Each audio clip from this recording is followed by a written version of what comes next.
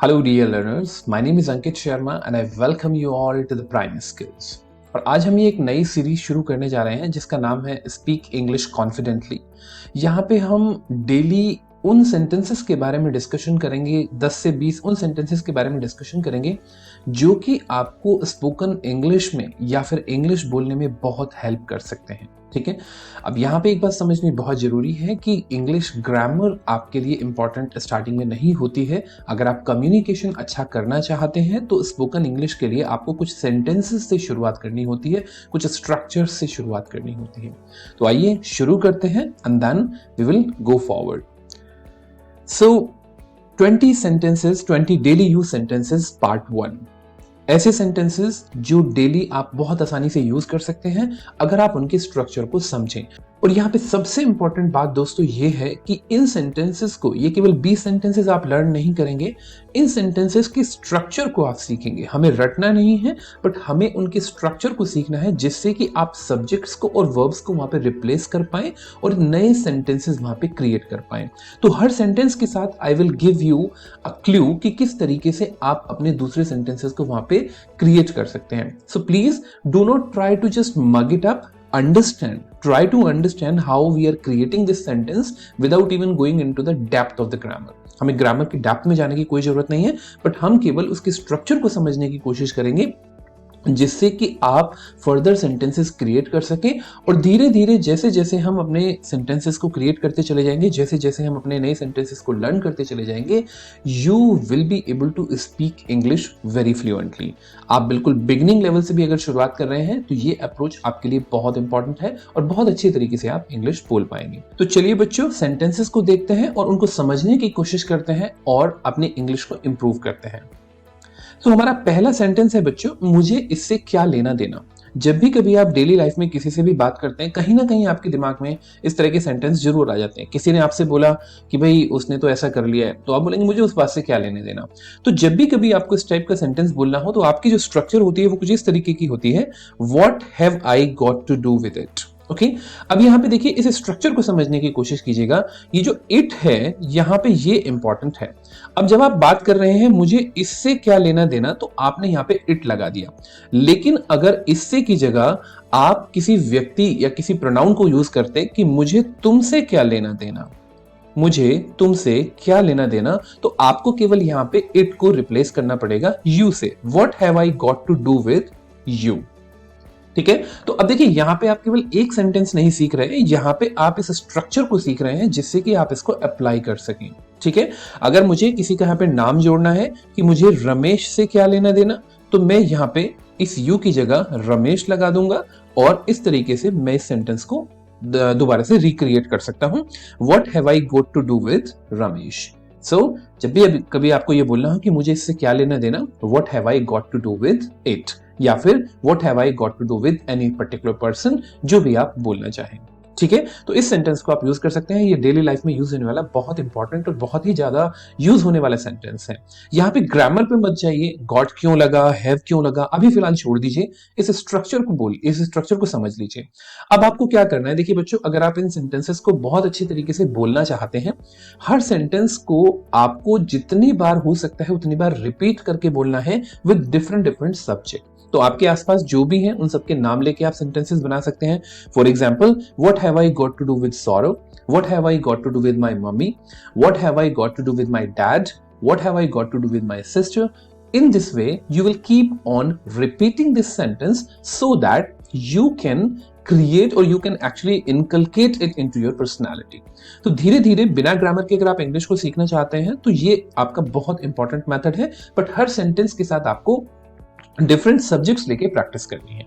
ठीक है, next sentence देखते हैं बच्चों। नेक्स्ट सेंटेंस है, कहां रहे इतने समय तक। जब आप किसी से काफी देर बाद मिलते हैं, काफी दिनों बाद मिलते हैं, तो जनरली ये क्वेश्चन आपके सामने आता है या फिर आप उनसे पूछते हैं, अरे भाई इतने दिन तक कहां रहे। तो आप इसको सीधे सीधे पूछ सकते हैं, where have you been so long. ठीक है, where have you been so long. यहां पे तुम जो है वो छुपा हुआ है क्योंकि आप किसी व्यक्ति से डायरेक्टली पूछ रहे हैं, आप सेकंड पर्सन से डायरेक्टली पूछ रहे हैं। अगर आप किसी थर्ड पर्सन के बारे में पूछना चाहे तो वहां पे आप इस यू को रिप्लेस कर सकते हैं। फॉर एग्जाम्पल, वह इतने समय तक कहां रहा, तो आप इसमें एग्जैक्टली यूज कर सकते हैं वेयर हैव, सॉरी, फिर आपको वहां पे ये जो हेल्पिंग वर्ब है हैव की जगह हैज करना पड़ेगा, क्योंकि ये हैव यहाँ पे यू की वजह से यूज हुआ है। अगर आप यहाँ पे ही यूज करेंगे तो यहाँ पे आपको हैज यूज करना पड़ेगा। Where has he been so long. इसी तरीके से अगर शी भी है तो भी आप इस तरीके से कर सकते हैं। अगर सिंगुलर यूज कर रहे हैं तो आपको हैज यूज करना है, और अगर प्लूरल यूज कर रहे हैं तो आपको हैव यूज करना पड़ेगा। ठीक है, तो कहां रहे इतने समय तक, where have you been so long. इस सेंटेंस को आप इस तरीके से यूज कर सकते हैं। अगर किसी का नाम लेके आपको पूछना है कि रमेश इतने समय तक कहां रहा, where has Ramesh been so long. Okay, again you need to practice this sentence, make at least 10 sentences of this type using different subjects. ठीक है, जैसे जैसे आप सब्जेक्ट चेंज करेंगे वैसे वैसे आपको ऑक्सिलरी वर्ब या फिर हेल्पिंग वर्ब चेंज करना पड़ेगा, और ऑब्वियस सी बात है ये सेंटेंस आपकी प्रैक्टिस में आ जाएगा। ठीक है, अब बात करते हैं तीसरे सेंटेंस की बच्चों।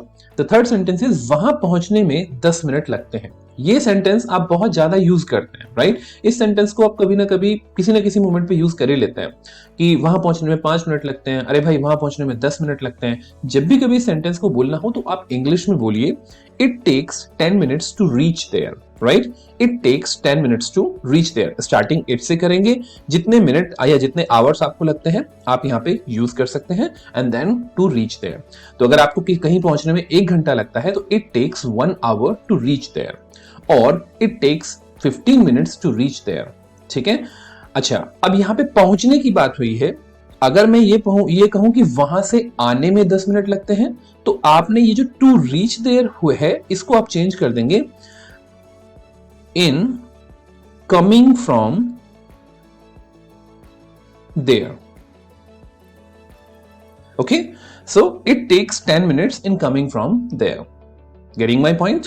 अगर आपको ये कहना है कि वहां से आने में 15 मिनट लगते हैं, it takes 15 minutes in coming from there, right. तो इस तरीके से आप इसको चेंज कर सकते हैं, और आप इसमें मतलब अलग अलग टाइम ड्यूरेशन लेके आप इस सेंटेंस को बना सकते हैं। साथ में आप इसमें डिफरेंट डिफरेंट फ्रेजेस यूज करके सेंटेंसेस को बना सकते हैं। तो कोशिश कीजिएगा कि आप इस सेंटेंस को कम से कम 10 तरीकों से 10 अलग अलग तरीकों से बनाने की कोशिश करें, जिसमें आप अलग अलग मिनट्स, आवर्स, सेकेंड्स यूज कर रहे हैं, या फिर आप डेज भी यूज कर सकते हैं। It takes 10 days to come from you can say Haridwar. It takes 2 days to come from South India. Any specific city, right? तो आप इस सेंटेंस को इस तरीके से बना सकते हैं। नेक्स्ट सेंटेंस की बात करते हैं बच्चों। खाना खा लिया आपने, राइट। जब आप किसी व्यक्ति से पूछते हैं कि आपने खाना खा लिया, तो आप जनरली यूज करेंगे कि have you taken your food. उसकी जगह अगर आप उसको थोड़ा सा और अच्छे तरीके से बोलना चाहते हैं तो टेकन की जगह आप हैव की डिफरेंट फॉर्म यानी हैव की थर्ड फॉर्म को यूज कीजिए, have you had your dinner. ये रात के खाने की बात यहाँ पे हो रही है। अगर लंच है तो आप यहाँ पे लंच यूज कर सकते हैं, अगर ब्रेकफास्ट है तो आप यहाँ पे ब्रेकफास्ट यूज कर सकते हैं। इसी तरीके से आप अगर चाय की बात कर रहे हैं कि आपने चाय पी ली है, have you had your T आप यूज कर सकते हैं। तो खाने की जगह टेकन, ईटन की जगह आप सीधे सीधे हैव की फॉर्म यूज कर सकते हैं, which is had. So this will give you a different flavor of communication, different flavor of speaking. Have you had your dinner? और अगर आपको नहीं पता है, आप स्पेसिफिकली डिनर, ब्रेकफास्ट वगैरह कुछ मेंशन नहीं करना चाहते हैं, तो आप यहाँ पे एक वर्ड और यूज कर सकते हैं डिनर की जगह, मील्स, राइट। मील्स का मतलब आपका खाना।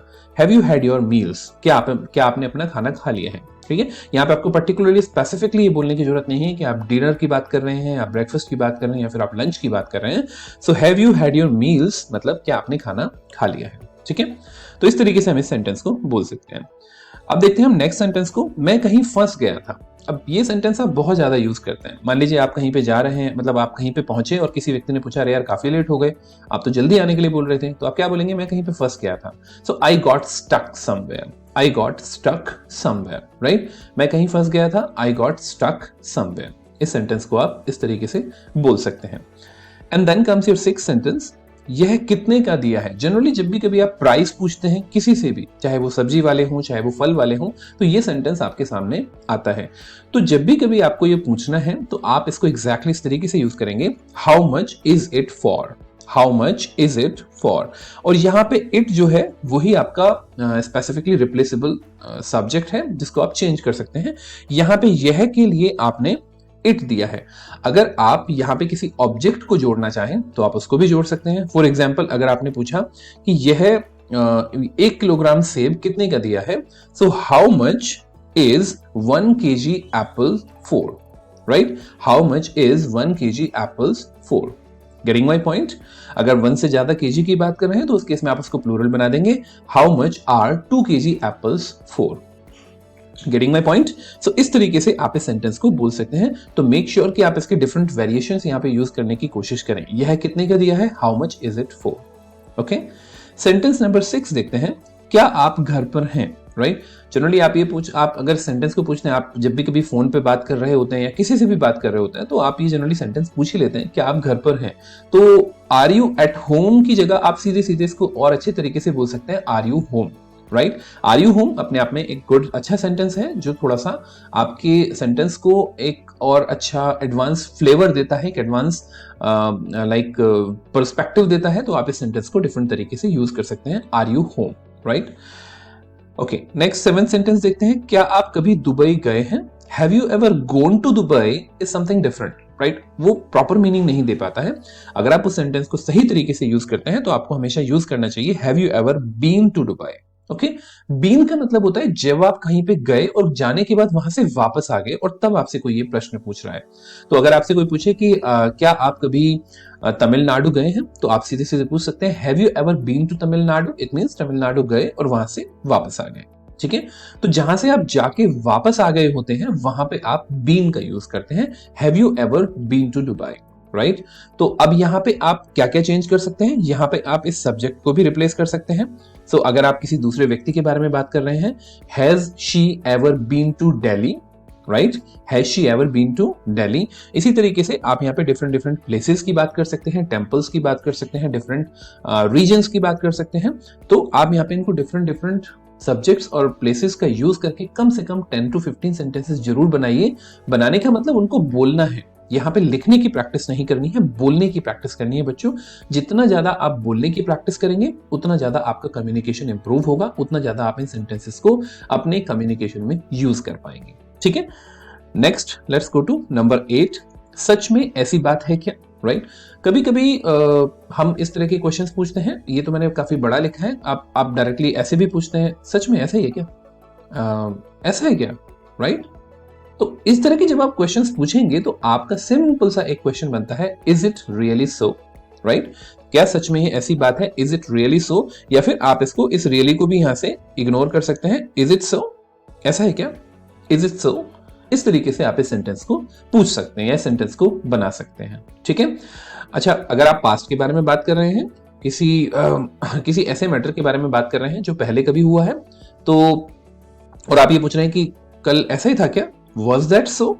आप पास्ट के बारे में अगर बात करेंगे तो फिर आप इसको बना देंगे, was that so? Right?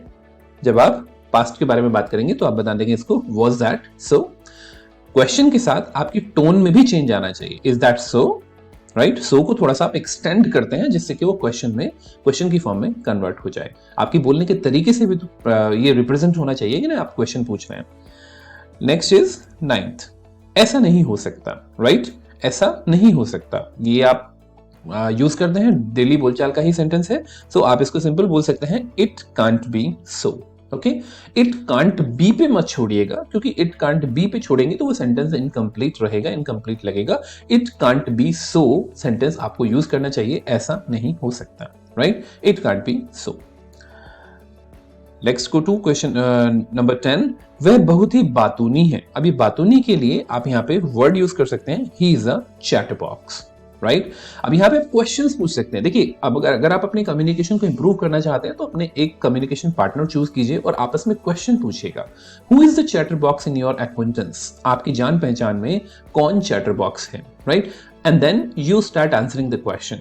Right? For example, my sister is the chatterbox in my acquaintance in my family, और my brother is the chatterbox. ठीक है? आप उसको यूज कर सकते हैं। चैटरबॉक्स की जगह आप कभी कभी टॉकेटिव भी यूज करते हैं, talkative. Okay, he is very talkative. अब यहाँ पे आप या तो वेरी टॉकेटिव यूज करेंगे या फिर टॉकेटिव यूज करेंगे, दोनों यूज कर सकते हैं, बट आप टॉकेटिव भी यूज कर सकते हैं। टॉकेटिव का मतलब भी वही होता है जब कोई व्यक्ति बहुत ज्यादा बोलता है तो उसमें भी टॉकेटिव यूज किया जाता है। Then comes your sentence number 11। बाहर बहुत ठंड है, आजकल ठंड का मौसम है तो ऑब्वियसली बात है आपको ठंड महसूस हो रही होगी, और जब भी कभी आप बाहर से आएंगे तो इस तरह के सेंटेंस आप बोलते हैं, बाहर बहुत ठंड है। It's biting cold outside. Biting cold, cold के साथ आप ये बाइटिंग एडजेक्टिव यूज कर सकते हैं। ये बाइटिंग, बाहर बहुत ठंड है, इसको जस्टिफाई करता है, ठीक है, बाइटिंग कोल्ड। अच्छा, अगर गर्मी होती, बाहर बहुत गर्मी है, तो गर्मी के लिए जनरली आप स्कॉर्चिंग, स्कॉर्चिंग यूज करते हैं, स्कॉर्चिंग हॉट, ठीक है, स्कॉर्चिंग हॉट। और अगर ऐसा हो कि बाहर चिपचिपाती गर्मी है, ऐसी गर्मी होती है ना जब पसीने बहुत आते हैं और मतलब हवा नहीं चलती है, चिपचिपाती गर्मी, उसको हम बोलते हैं बच्चों sweltering hot, sweltering hot. Okay, so biting cold, scorching hot, sweltering hot, आप इनमें से कुछ भी यूज कर सकते हैं इन सेंटेंसेस को बनाने के लिए। And then comes your sentence number 12। आपका जन्मदिन कब आता है, right? When is your birthday? Very normal, but again if you really want to make it a bit better, when does your birthday falls, when does your birthday fall in, right? When does your birthday fall in. तो यहाँ पे आप किस किस को change कर सकते हैं। अब योर की जगह आप डिफरेंट डिफरेंट वर्ड्स, यहाँ पे different different subjects, sorry different different basically people आप यूज कर सकते हैं। When does his birthday fall in, या when does my brother's birthday fall in, ठीक है। तो इस तरीके से आप इसको यूज कर सकते हैं। देन केवल जन्मदिन की बात नहीं है, अगर आप किसी और इवेंट की भी बात करना चाहते हैं तो आप यहाँ पे इवेंट भी चेंज कर सकते हैं, एनिवर्सरी की बात कर सकते हैं, आप किसी फेस्टिवल की बात कर सकते हैं। So keep on changing the subject and keep on changing the different events, and then you can create multiple sentences, but make sure you at least create 10 to 15 sentences in order to grab the proper understanding of it and in order to set it on your tongue. Okay, then comes your 13th। चीनी खत्म हो गई है। कोई भी चीज अगर खत्म हो जाए या फिर जिसको आप यूज कर रहे हैं वो खत्म हो जाए बीच में ही, तो उसको हम बोलते हैं बच्चों रन आउट। ओके, तो अगर चीनी खत्म हो गई है, शुगर हैज रन आउट। अगर नमक खत्म हो गया है, सॉल्ट हैज रन आउट। अगर सब्जी खत्म हो गई है, वेजिटेबल्स हैव रन आउट। ठीक है, इस तरीके से आप किसी भी चीज, जो भी चीज खत्म हो गई है उसको आप यूज कर सकते हैं। Fuel has run out, right? या फिर आप जो भी आपको दिमाग में कोई भी ऑब्जेक्ट आता है जो जनरली कंज्यूम होता है और जो खत्म हो जाता है, उसको आप उसके खत्म होने के लिए आप रन आउट यूज कर सकते हैं। ठीक है, चीनी खत्म हो गई है, sugar has run out. Sentence number 14। Brake घिस गए हैं, संभल के चलाना। जब कोई चीज घिस जाती है तो उसके लिए बच्चों हम यूज करते हैं वियर आउट, वियर आउट। और वियर आउट की जो सेकंड फॉर्म होती है वो होती है वॉर्न आउट। वियर की सेकंड फॉर्म होती है वॉर्न। सो brakes have worn out, drive carefully. Okay, brake घिस गए हैं। अगर आप अपनी बाइक चला रहे हैं और आपको पता है भाई जिसका हाथ, जो बाइक चलाता है उसका हाथ तो सेट होता है, राइट? तो अगर आप बाइक चला रहे हैं तो आपका हाथ तो सेट रहेगा, लेकिन अगर अपनी बाइक आप किसी को देंगे तो सिचुएशन में क्या होगा कि आप उसको ये समझाएंगे कि भाई मेरी बाइक के ब्रेक घिस गए हैं, थोड़ा संभल के चलाना। तो brakes have worn out, drive carefully. Then sentence number 14। मेरा ग्लास पूरा भर दो। जब हमें ग्लास पूरा ऊपर तक भराना होता है तो हम उसको बोलते हैं ब्रिम। ब्रिम बेसिकली होता है जो अपर कॉर्नर होता है, अपर जो एज होता है ग्लास का, that is called the brim. So brim my glass up. Okay, glass की जगह आप कुछ भी यूज कर सकते हैं, राइट? कप भी यूज कर सकते हैं, जो भी चीज आप बोलना चाहते हैं। जब आप ऊपर तक भरने के लिए बात करते हैं तो that is called brim up. So brim my glass up. Sentence number 15। मेरे गले में खराश है। आजकल सर्दी का मौसम है, गले में खराश जनरली हो जाती है। तो जब भी कभी आपको गले में खराश हो तो आप सिंपल एक वर्ड यूज कर सकते हैं, hoarseness. So I have got hoarseness. अब यहाँ पे कोई भी बीमारी या कोई भी कंडीशन हो सकती है। आई हैव गॉट का यूज करके आप अपनी सिचुएशन बता सकते हैं। फॉर एग्जाम्पल, अगर आपको हेडेक है, I have got a headache. ठीक है, अगर आपको स्टमक एक है, I have got a stomach एक। अगर आपको पेन है कहीं पे, I have got a back pain, I have got a hand sprain. ठीक है, तो इस तरीके से आप कोई भी चीज यूज कर सकते हैं। आई हैव गॉट जो है ये एक सेंटेंस है जो आपकी सिचुएशन या आपकी कंडीशन बताता है कि आपकी इस समय हेल्थ कंडीशन क्या है। आप ये एग्जैक्टली यहाँ पे यूज कर सकते हैं। ठीक है, तो जो भी सिचुएशन है वो आप आई हैव गॉट के माध्यम से बता सकते हैं। तो जितनी भी सिचुएशंस आप सोच सकते हैं उन सिचुएशंस को आई हैव गॉट और इस तरीके से यूज कीजिए। Then comes your sentence number 16। हमने खूब मजे किए। जब हम कहीं पे जाते हैं और एंजॉय करके आते हैं, उसके बाद हम अपने दोस्तों को बताते हैं कि भाई हमने बहुत एंजॉय किया, हमने खूब मजे किए। We had a ball। तो बेसिकली देखा जाए तो ये जो have a ball है, have a ball एक बेसिकली इडियम है जो बताता है कि आपने खूब एंजॉय किया, खूब मजे किए, राइट? सो अगर आप किसी व्यक्ति को ये विश कर रहे हैं कि जाओ मजे करो, सो सिंपली आप बोल सकते हैं go have a ball, go have a ball, right? So we had a ball, हमने खूब मजे किए।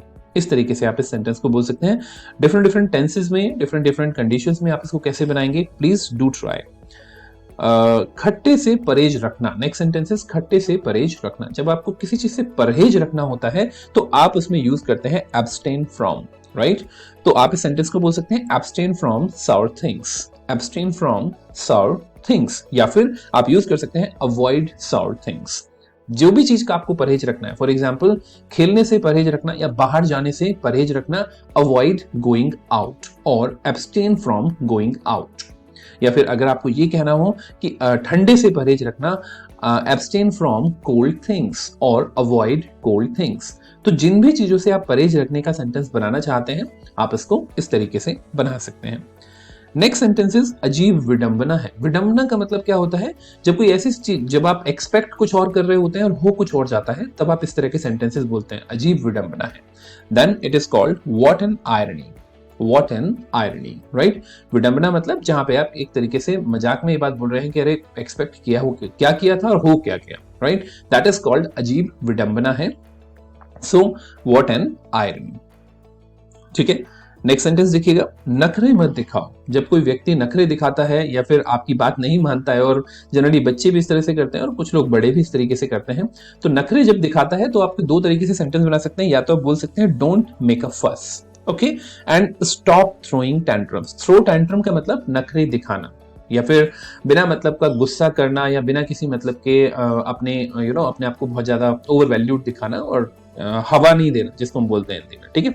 तो डोंट मेक अ फस, मेक अ फस मतलब नखरे मत दिखाओ, या फिर मेक अ फस मतलब नखरे दिखाना, या फिर थ्रोइंग टैंट्रम भी हम वहां पे यूज कर सकते हैं। तो अब आप यहाँ पे इस सेंटेंस को, इन दोनों स्पेसिफिक वर्ब्स को या फिर फ्रेजल वर्ब्स को आप डिफरेंट तरीके से यूज कर सकते हैं। फॉर एग्जाम्पल, वह बहुत नखरे दिखाता है। अब यहाँ पे ग्रामर आपको यूज करनी पड़ेगी, तो मैं अभी रिकमेंड नहीं करूंगा। अभी फिलहाल आप इन सेंटेंस से चिपके रहिए, क्योंकि 20-20 करके भी अगर हम सेंटेंस करेंगे, 20-20 सेंटेंसेस अगर हम करेंगे, यू विल सी कि एक एक सेंटेंस से 3-3, 4-4 अलग अलग तरह के सेंटेंसेस आप बना पाएंगे। And now it will fill up the space. जब वो स्पेस फिल अप होना शुरू होगा ना, आपको खुद से सेंटेंसेस मिलने शुरू हो जाएंगे, and you will start feeling good, you will start feeling confident in communicating, okay?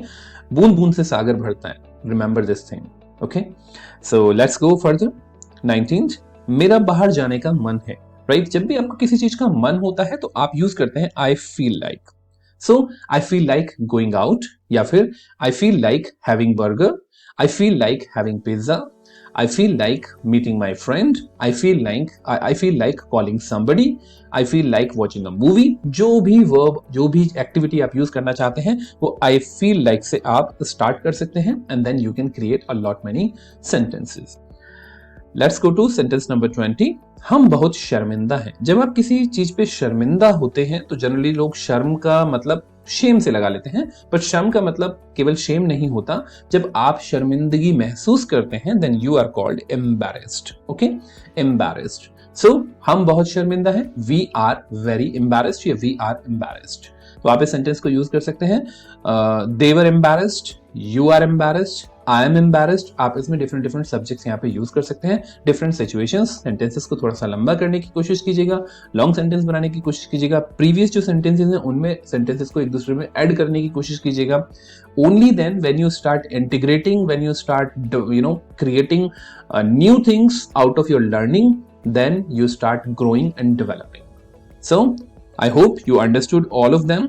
अब आपके लिए यहाँ पे एक एक्टिविटी है, what you need to do. यहाँ पे कुछ सेंटेंसेस आप लोगों को दिए गए हैं, इन सेंटेंसेस को आपको ट्रांसलेट करना है, and then you need to post them in the comment box. Let me see whether you have really understood how to prepare और how to create these sentences. And if you can, make sure you are also creating different sentences, or you can say the sentences in at least 5 or 10 sentences for each sentence or for each structure which I have given today. तो आप ये काम जरूर करिएगा। More important, if you really like the video, because अगर आपको अच्छा लगता है तभी मैं बाकी की वीडियोस आगे बनाने की कोशिश करूंगा। If you really find this video good, make sure you comment it, you like it, you share it with somebody, you share it with your friends, and please subscribe the channel in order to get more such videos. Okay, so I hope that you liked it, and if you like it, please respond, please let me know about it.